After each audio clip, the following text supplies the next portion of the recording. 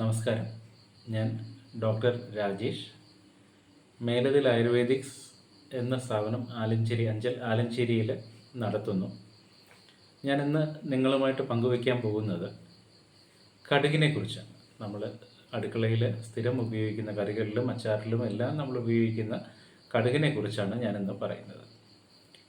കടുക് നമ്മൾ ഇംഗ്ലീഷിൽ അതിനെ മസ്റ്റാർഡ് എന്നും സംസ്കൃതത്തിൽ സർഷഭം എന്നും പറയും. അതിൻ്റെ ബൊട്ടാണിക്കൽ നെയിം ബ്രാസിക്ക ജൂൻസിയ എന്നാണ്.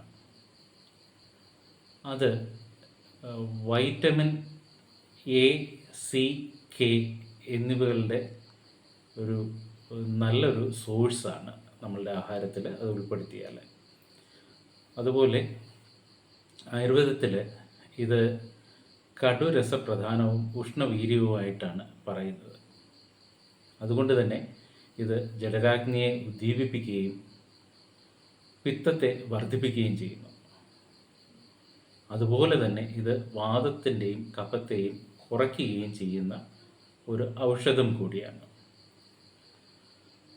നമ്മൾ സാധാരണയായിട്ട് ഇത് ഉപയോഗിക്കുന്നത് കറികളിലെല്ലാം നമ്മൾ ഉപയോഗിക്കുന്നുണ്ട്. അതുപോലെ തന്നെ അച്ചാറുകൾ അങ്ങനെയുള്ള സാധനങ്ങളിലെല്ലാം നമ്മൾ കടുക് ഉപയോഗിക്കുന്നുണ്ട്. കടുകിന് കടുകെണ്ണ നമ്മൾക്ക് വേദന കുറയ്ക്കാനായിട്ടുള്ള നല്ലൊരു ഔഷധമാണ്.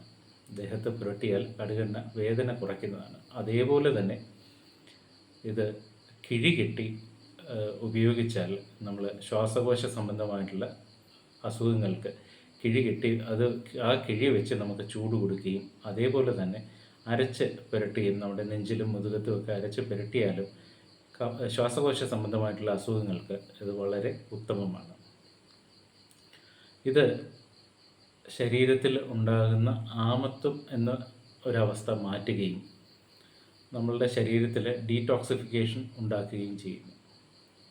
അതേപോലെ തന്നെ ഇത് കൃഷി ഇടങ്ങളിൽ നമ്മൾ ചെയ്യുമ്പോൾ നമ്മളുടെ മണ്ണിലുള്ള ഹെവി മെറ്റൽസായ ലെഡ്, കാഡ്മിയം തുടങ്ങിയവയെ ഇത് അബ്സോർബ് ചെയ്ത് അതിൻ്റെ ഒരു അളവ് നമ്മളുടെ മണ്ണിലിത് കുറയ്ക്കുകയും ചെയ്യുന്നുണ്ട്. ഓക്കെ, ഇത്രയാണ് ഇന്നത്തെ ഇതിൽ. നന്ദി, നമസ്കാരം.